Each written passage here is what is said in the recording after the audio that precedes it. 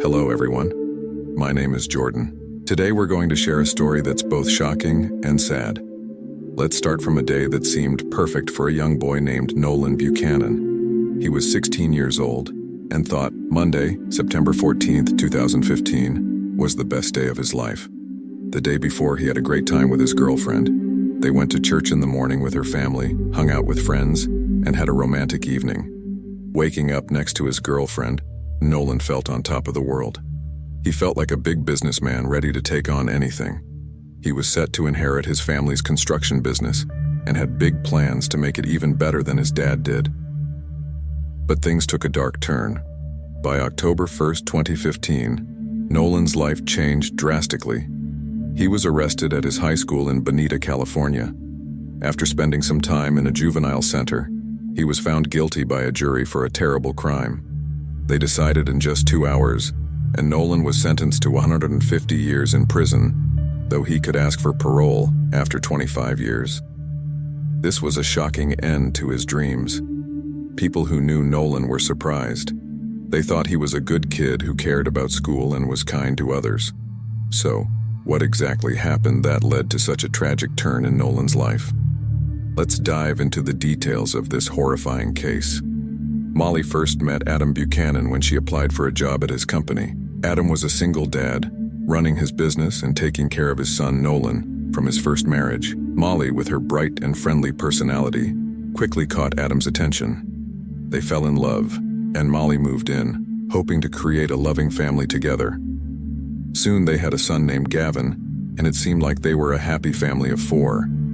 Adam owned a construction company and made good money. The family was able to buy a vacation home in El Dorado County, California. It was a simple cabin on a large piece of land, a place without modern comforts like electricity or running water. But Adam, being handy, worked on fixing it up, and they enjoyed spending time there. One day, a terrible event happened. On September 13th, 2015, firefighters were called to a wildfire in the area where the Buchanan's cabin was located. They discovered the cabin burned down and, sadly, found human remains among the ashes. Initially, they thought an animal might have been caught in the fire, but upon closer inspection, they realized they were human remains. This discovery led to a call to the sheriff's office, and an investigation began. The burned property and the remains found there were linked to Adam Buchanan. The police started to piece together what might have happened to the Buchanan family, who were supposed to be enjoying a weekend at their country cabin. After the firefighters found the remains, the police started to look into what happened to the Buchanan family.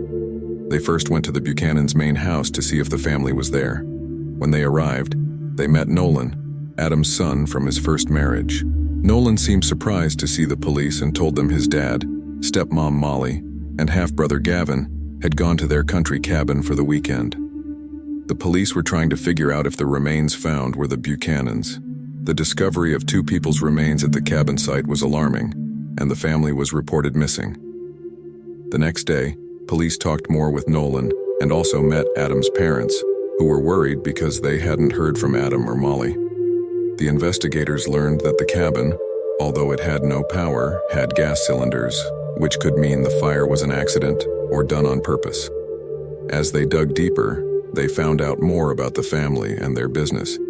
The Buchanan Construction Company was having financial trouble, and Adam had been arguing with a neighbor about something illegal the neighbor was growing. This gave the police a few leads to follow, a possible angry neighbor or problems because of the family business.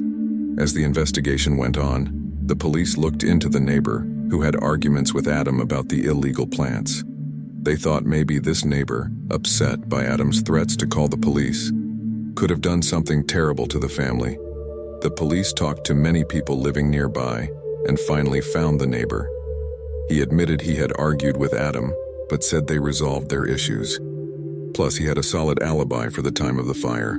With the neighbor cleared, the police turned their attention to the Buchanan family's financial problems.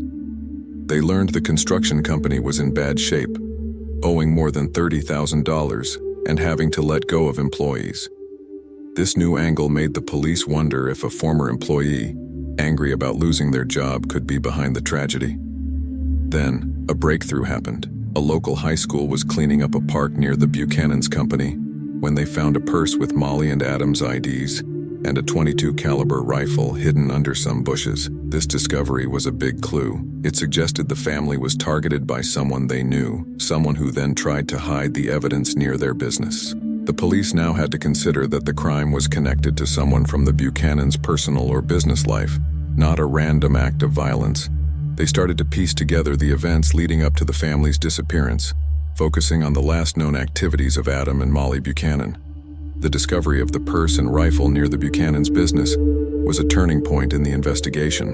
The police now believed that the crime was committed by someone connected to the family or the business. The evidence suggested that the killer had traveled back to Bonita after the crime to dispose of these items. This led the detectives to think that the murderer might be someone from the local area. The police decided to check the company's security footage to see if they could find any clues about who might have been at the cabin around the time of the fire.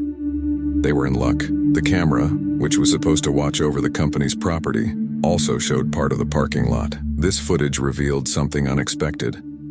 Instead of the old Dodge truck Nolen mentioned, it was Adam's Ford F-150 that was used to tow a trailer filled with rocks to the cabin. This contradicted Nolen's story and suggested he knew more than he was letting on. Detectives revisited Nolen, asking detailed questions about his weekend. They noticed inconsistencies in his story, especially when he mentioned using his father's credit card for various purchases. The police checked these transactions and found that the card was used in places Nolen claimed he hadn't been to. This raised more suspicions. Further investigation into the credit card transactions and surveillance footage from different locations provided the police with a timeline that contradicted Nolen's account. They found evidence that Nolen was actually with his family at the cabin when he claimed to be elsewhere. This was a significant breakthrough, pointing to Nolen as the person responsible for the tragedy. The investigation took a critical turn when detectives pieced together Nolen's movements and the timeline of the tragedy. The evidence contradicted Nolen's statements about his whereabouts during the weekend of the fire. Surveillance footage and credit card transactions placed Nolen at locations he claimed he hadn't visited, including a fast food restaurant on the way to the cabin and a bar near the cabin where Adam and Molly were last seen. The most damning evidence came from the surveillance footage showing the Ford F-150, not the Dodge truck Nolen mentioned, heading towards and then away from the cabin around the time of the fire. The first trip showed all three family members in the car, but only Nolen on the return trip. This suggested Nolen was at the cabin during the fire, directly implicating him in the crime.